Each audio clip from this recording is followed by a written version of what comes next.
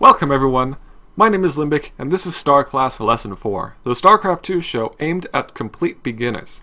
Today we're going to be talking about the Zerg race. I'm going to go through most of their units, upgrades, researches, and all that good stuff. I'm not going to be going through every single unit and upgrade that the Zerg race has because that would make this video take way too long. So sit back, relax, and get ready to learn everything you need to know about the Zerg race.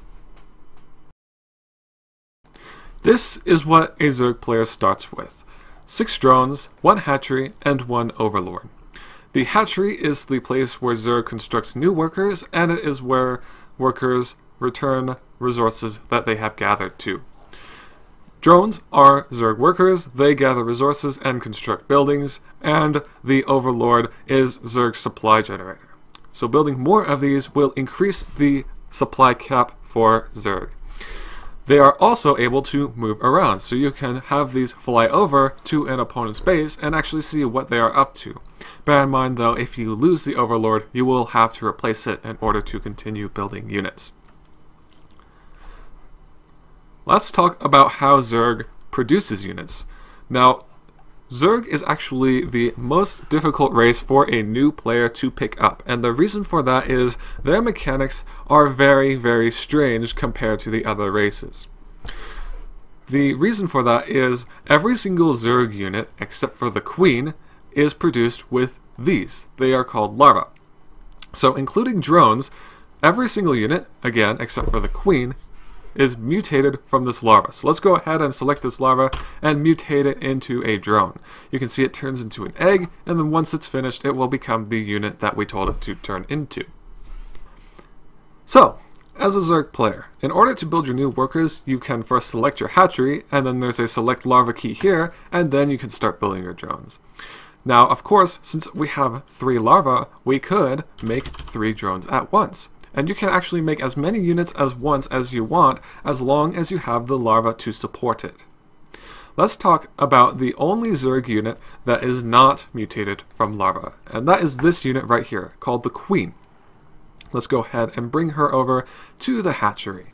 Now, before you can build a Queen, you'll first need a spawning pool, which we've already built 3 of here. And once you have it done, you can go ahead and select your hatchery and select this key, Birth Queen. Let's talk about what the Queen does. Her first ability is called Spawn Creep Tumor. So let's go ahead and place it. Well, actually first, before I can talk about this ability, I need to talk about this blackish purplish stuff on the ground here that you may have been wondering, what is this? This is called the creep. This is what Zerg needs in order to construct their buildings on. Every building except for a hatchery, which spreads creep itself, or an extractor, which is what Zerg uses in order to gather Vespene gas, must be built on creep. So let's demonstrate it here by building a spawning pool. If we try to build it off of the creep, you can see that the advisor will be upset with us for trying to do so. However, if we build it on the creep, we'll get the A-OK and go ahead and start doing it. Now, what a creep tumor does is it will basically extend the creep. After a short duration of it burrowing underground, it will begin to spread the creep out.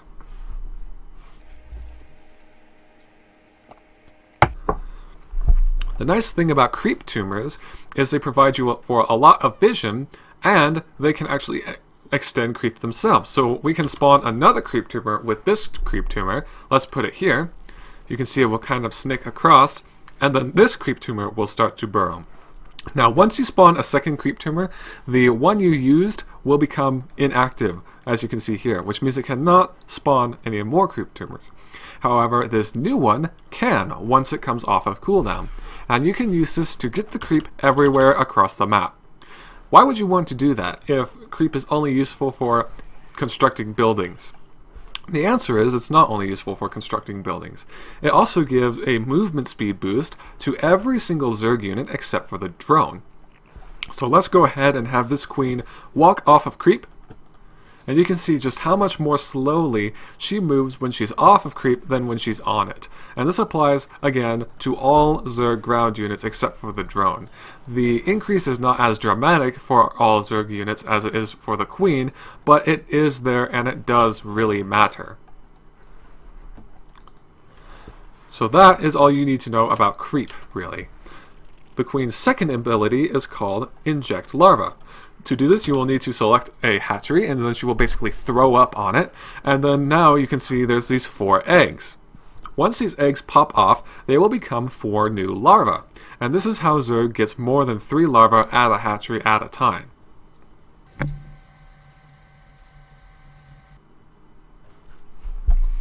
You can see now we have 7 larvae, which means that if we so desired, we could actually build 7 drones at once.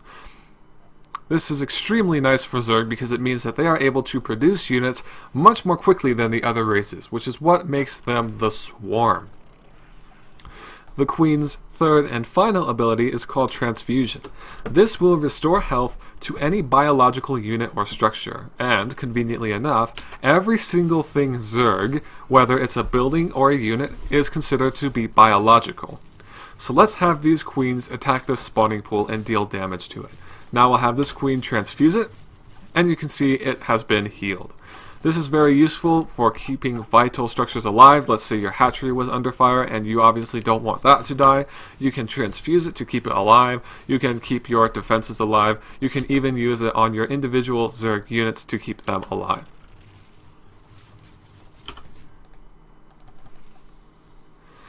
Alright, before we move on to the unit tester, let's go ahead and briefly discuss how Zerg buildings are constructed.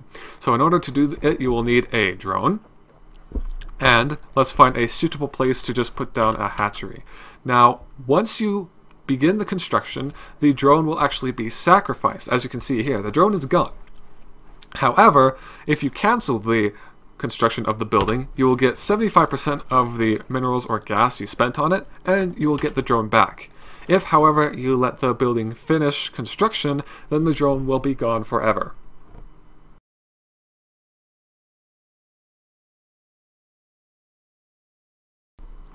You can see now that the construction of this hatchery is complete. There's no way to get the drone back, and as I mentioned before, this hatchery is spreading creep around.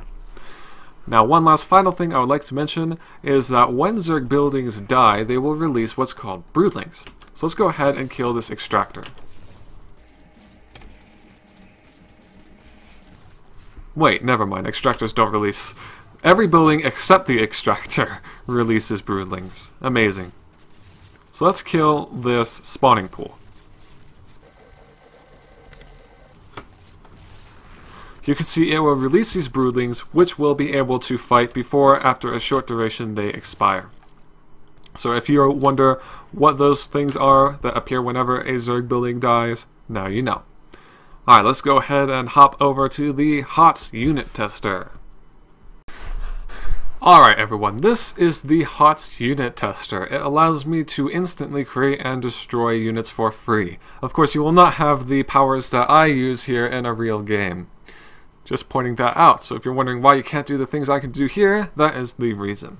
Let's talk about the Zerg units. The first and most basic one is called the Zergling.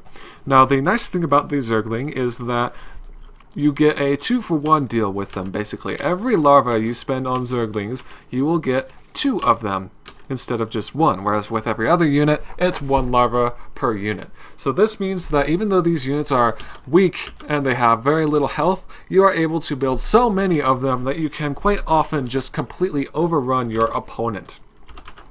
Let's talk about the upgrades that Zergling has. I'm going to talk about what's called Zergling Speed.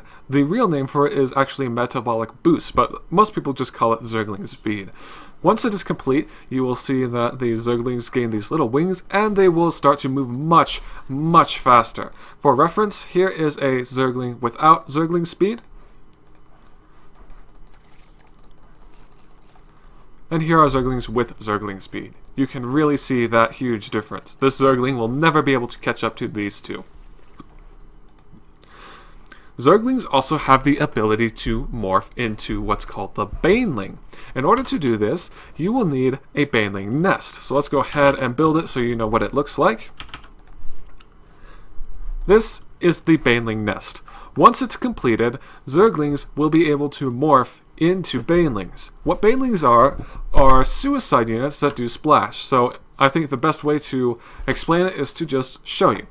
So we will create these Zerglings. They will automatically attack this building because they're grumpy, I guess, and let's turn these Zerglings into banelings. Of course, once again, it will take much longer for these Zerglings to transform into banelings in a real game. So let's just demonstrate what happens if the banelings collide on these Zerglings. You can see that those two banelings were able to annihilate all of those Zerglings. The next Zerg unit will require a roach swarm, which looks like this. Roaches are a lot tankier than their Zergling friends. They move a lot slower, and they actually have a ranged attack. Roaches are very cheap. Roaches are very cheap relative to their general effectiveness. However,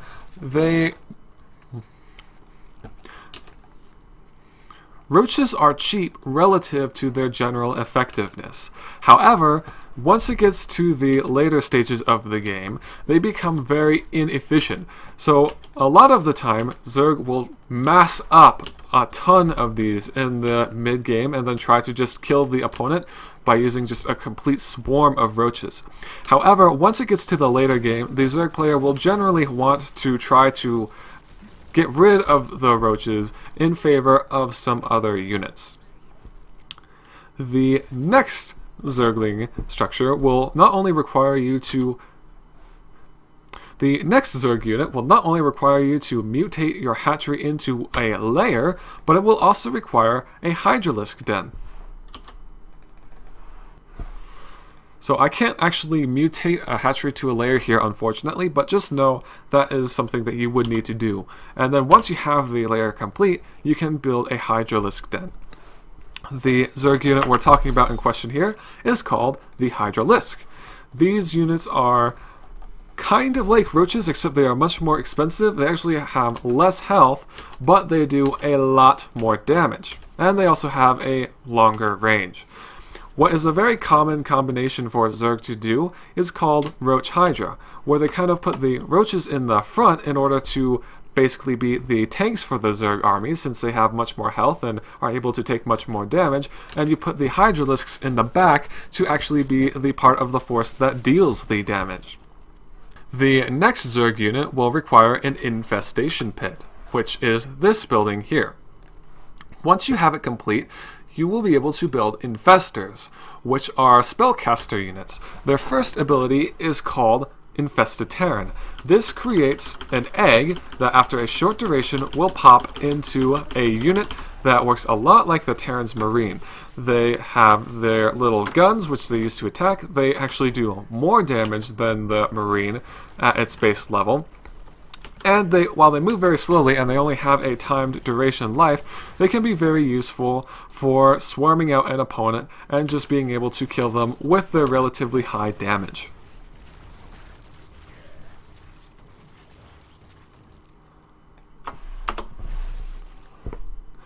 Their next ability is called Fungal Growth. This is a projectile that will actually immobilize and deal damage to any units that it hits. So let's have these Zerglings run down here. You can see the units hit by the fungal growth are taking damage and they are no longer able to move. This also will reveal cloaked units, which I'll demonstrate for you here.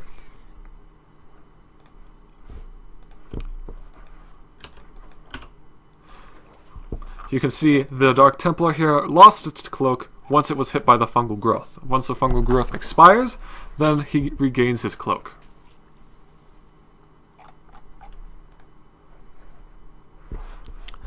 The final Zerg ability, which actually requires to be researched at the infestation pit, is called Neural Parasite. Once you have it unlocked, you will actually be able to target this onto an enemy unit and take control of that unit. So let's go ahead and reveal this Dark Templar with a fungal growth and use the Neural Parasite. Now this infestor is able to control the Dark Templar until the duration runs out. Now, if the infestor controlling the Dark Templar were to die while using Neural Parasite, then the control would of course be removed. The next Zerg unit requires you to have what is called a Spire. This unit is the Mutalisk. They are flying units that can attack either ground or other air units. Their attack actually has a bounce to it. So let's demonstrate it by attacking this hatchery. You can see that these larvae down here are actually dying, even though they were not being attacked by the Mutalisks. This is because the Mutalisk attacks will bounce from one target to another. The next Zerg unit is this, the Corruptor. This also requires a Spire, and this is Zerg's air-to-air unit. It cannot attack ground units, it can only attack other air units. Next up, we have the Swarm Host. Now, similarly to Infestors, this requires you to have built an infestation pit. So let's create some Swarm Hosts here. What these units do is they actually have no attack on their own. What they do instead is you burrow them underground, like so, and then once you do, they will begin to spawn locusts, which are these units. These are how the Swarm Hosts attacks. They have a limited duration of life, but they are able to do quite a lot of damage. And of course, once they expire, these Swarm Hosts will be able to eventually spawn more locusts again, as you can see here. At the Infestation Pit, there is an upgrade called Enduring Locusts. This will make locusts last much longer, and it also basically means that the Swarm Hosts are able to create a never-ending strain of locusts, because by the time the last generation expires, a new generation will be ready to go. We've got 2 more units to go today. The first is the Viper. This requires you to have your hatchery upgraded first to a lair and then upgrade that to a hive. Unfortunately, I can't show it to you here because apparently it's actually bugged in terms of mutating these structures. So I do apologize for that. Let's go ahead and discuss the Viper's abilities. Let's create, I don't know, how about a roach? And we'll also need to create a roach of my own. Okay, now we have everything we need to show you. The first ability of the Viper is called Consume. This will refund energy of the Viper, so let's just waste it here. I'll talk about what this is very soon. But what you do is you select one of your own structures, and it will begin doing damage to your own structure, but it will start to regenerate the Viper's energy. And this is a very good way to get your Vipers ready for combat very quickly, because of course you want to have as much energy as possible to ensure that you can get the maximum amount of value out of them. The next ability is called Abduct. This is the Yoink ability that they have. I'll go ahead and just show it to you because actions speak louder than words. It allows you to pull a unit to the Viper's location. This is very nice for units trying to escape, or for, say, units that are hiding somewhere where it is more difficult for you to attack them. It does not work on buildings, it only works on units, and it does work on any unit in the game, regardless of how big it may be. The final ability of the Viper is called Blinding Cloud. What this does is it will reduce the range of any enemy units to 1. So let's go ahead and use Blinding Cloud here. You can see that because the roach was inside the Blinding Cloud, they were not able to see, and thus they are forced to walk up to my roach in order to continue attacking. The final unit that Zerg has that we're going to be talking about today is the big, the bad, the Ultralisk. In order to construct this, you will, similarly to the Viper, require a hive, but you will also need an Ultralisk cavern. This is what the Ultralisk looks like. It's big, it's huge, it does a ton of damage, it is incredibly hard to kill.